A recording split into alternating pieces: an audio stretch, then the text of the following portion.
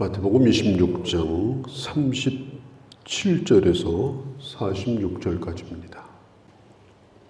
예수님은 지금 자신이 하고 있는 모든 행동들, 발걸음 하나하나가 하나님의 뜻이 지금 이루어지고 있다.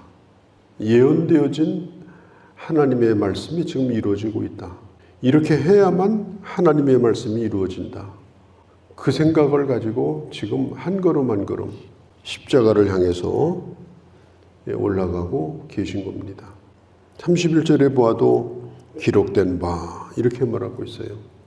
이 말은 스가랴서 13장 7절의 말씀을 생각하신 거예요. 목자를 치리니 양의 떼가 흩어지리라 하였느니라. 지금 주님께서 이제 고난을 받으시면 주님의 제자들이 다 주님을 버리고 도망을 갈 겁니다.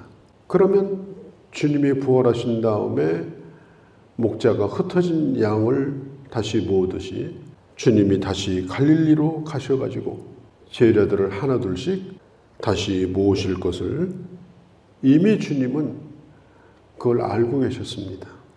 베드로는 제자들 앞에서 큰 소리를 쳤죠. 다른 제자들은 다 주님을 버려도 자기는 그런 일이 결코 없을 것입니다.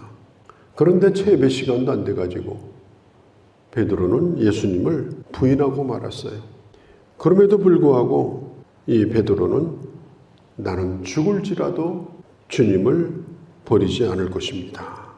그래서 32절 뒤에 보면 너희보다 먼저 갈릴리로 가리라.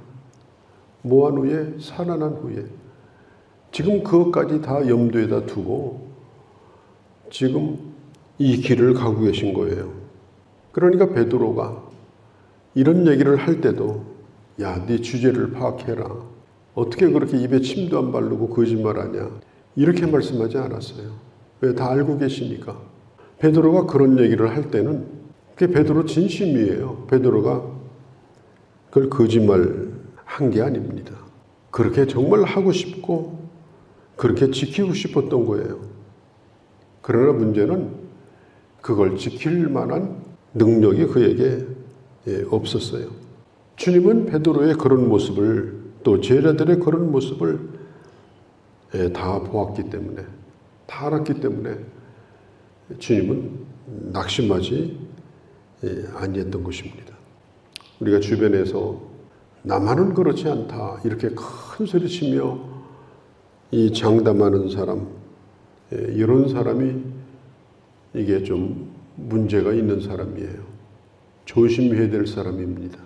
믿음이 없는 건 자기 자신이 먼저 잘 알죠. 그리고 그러기 때문에 우리는 큰 소리를 못 치는 거예요. 오히려 하나님의 은혜와 긍휼을 기다립니다. 긍휼을 기다리려면 그렇게 해야 돼요. 원래 큰 소리 치는 사람은 안 도와줍니다. 네가 알아서 해라 이렇게 하지. 믿음도 마찬가지예요. 요란 떨고 뭐 믿음이 다 있는 것처럼 할렐루야 아멘을 몇 번씩 해도 주님이 그거 가지고 감동받는 게 아닙니다. 언제든지 하나님의 긍휼을 구하고 언제든지 자기 연약함을 잃어버리지 않고 주님의 은혜를 항상 구하는 마음. 우리가 조금 아까 찬송 불렀잖아요. 나는 연약합니다. 나는 부족합니다. 주님이 나와 함께 하셔야 됩니다. 이게 항상 우리 입에서 떠나서는 안 돼요. 이 베드로가 얼마나 큰 소리를 쳤어요. 옆에 있는 제자들은 아무것도 아니었어요. 베드로 하나밖에 안 보였어요. 그럼 베드로가 그렇게 했습니까? 그렇지 않아요. 그게 우리의 현실이고 인간의 현실입니다. 그러면 우리가 이런 것들을 어떻게 이길 수가 있겠는가?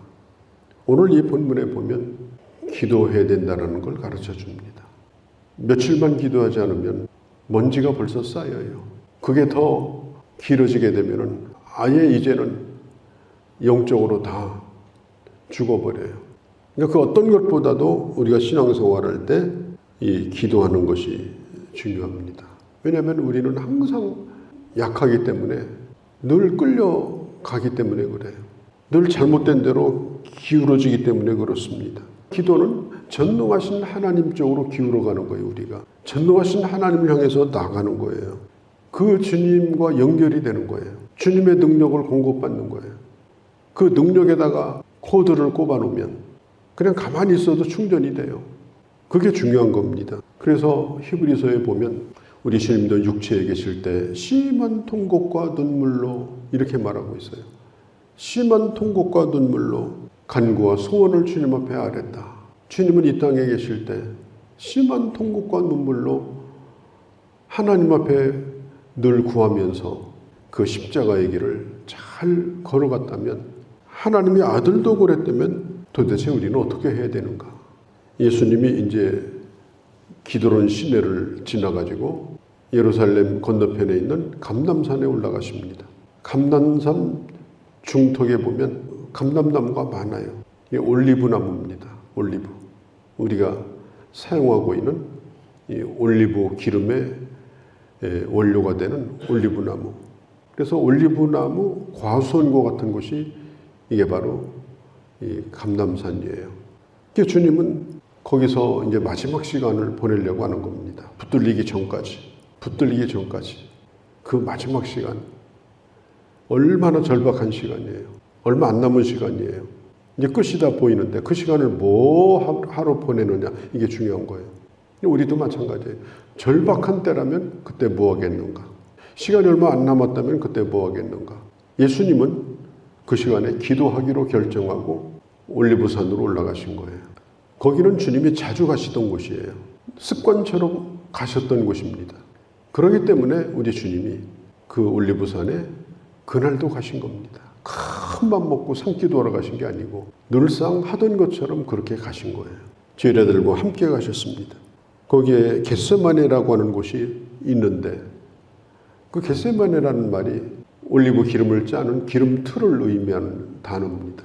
우리가 겟세마네 기도 이렇게 말하죠. 이건 자기 일을 완전히 깨어서 기름을 짜듯 하는 기도, 그런 뜻이에요. 그렇게 간절한 기도. 누가복음 22장에 보면은 예수께서 힘쓰고 애써 더욱 기도하니 땀방울이 핏방울처럼 되었다. 그때 기도의 장면에 대하여 주님이 얼마나 절박하게, 얼마나 간절히 기도했는가.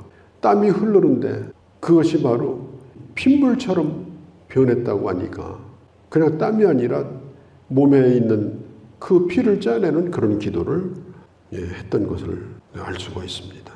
하실 만하거든 39절에 이 잔을 내게서 지나가게 하옵소서. 이 잔이 뭡니까?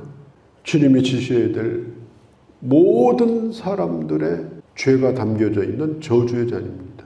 단순히 십자가를 지는 그런 육신의 고통을 뛰어넘어서 하나님의 아들이 인간의 모든 저주를 전부 담당해야 되는 그 잔. 그게 얼마나 고통스럽겠습니까?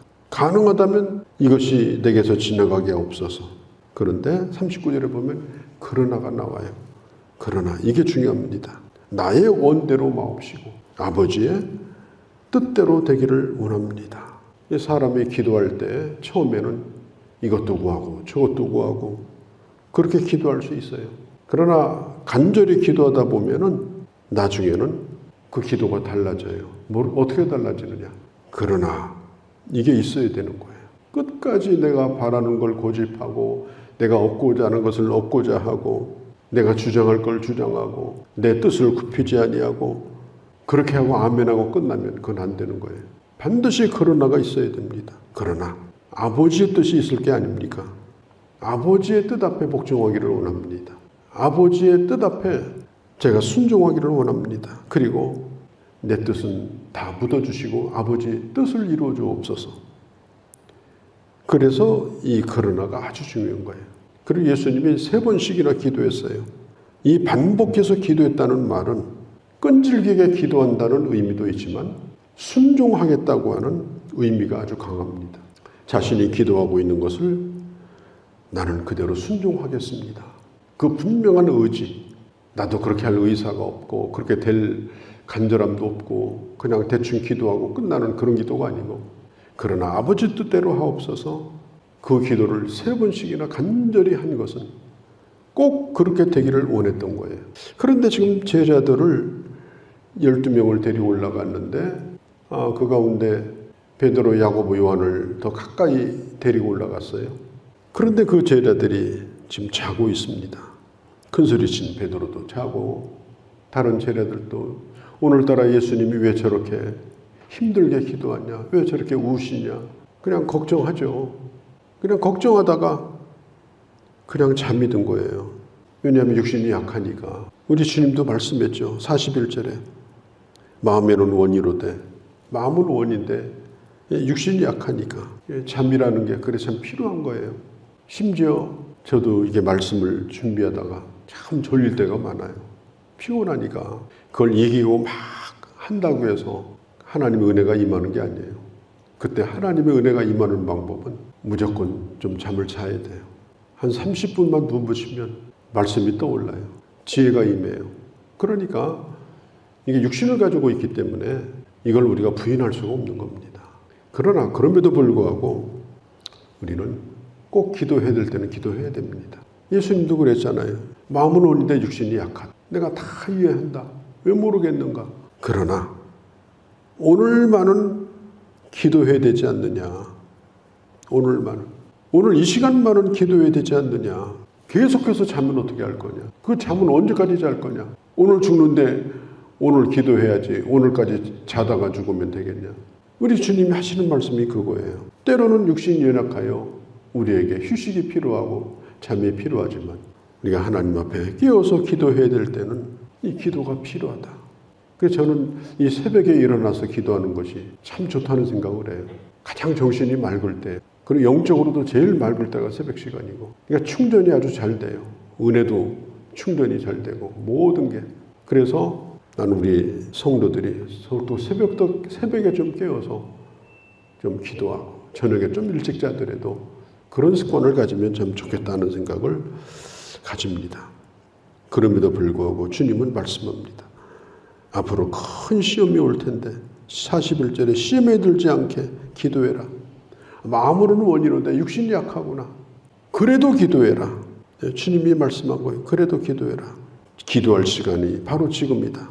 이렇게 말씀을 하신 겁니다. 그리고 45절에 기도를 다 끝낸 다음에 주님이 말씀해요. 이제는 자라. 이제는 자도 되는 시간이다. 마가복음 14장 41절에 보면 이제는 자고 쉬라. 그 다음에 뭐라고 하는가 하면 그만이다. 그만이 뭐예요? 이제 끝났다는 거예요. 기도로 결정이 됐다는 거예요. 기도로 결정한 사람은 담대해집니다. 마음이 평안합니다. 기도로 결정한 사람은 아무 걱정도 하지 않습니다. 기도로 결정한 사람은 죽음이 눈앞에 있다 할지라도 이제는 자도 되는 그런 담대함을 갖게 됩니다. 예수님도 그랬어요. 이제는 아예 자라. 자도 괜찮다. 이제 그만이다. 왜? 기도하는 과정이 힘들었지. 이제 결정됐으니까. 성경에 보면 누가복음 22장 44절에 보면 하늘의 천사들이 예수님을 도왔다. 하나님 앞에 힘쓰고 기도하는 사람에게 하나님이 힘을 주시고 은혜를 주셔서 이제는 기도한 대로 살 수 있도록 주님이 평안도 주시고 능력도 주시고 함께하는 것을 성경이 말하고 있는 것입니다. 거룩하신 우리 아버지, 오늘도 저희들을 사랑하셔서 오늘 이 아침에도 주의 말씀을 저희가 들었습니다. 십자가를 앞에 두고 통곡과 눈물로 들으시는 하나님 앞에 기도하고 모든 걸 맡기고 십자가를 향해 가셨던 우리 주님처럼 끊임없이 기도로 결정하며 그 길을 담대하게 걸어갈 수 있는 저희가 되도록 저희들에게도 은혜를 베풀어 주옵소서. 이 하루도 주께 의탁합니다. 예수님의 이름으로 기도하옵나이다. 아멘.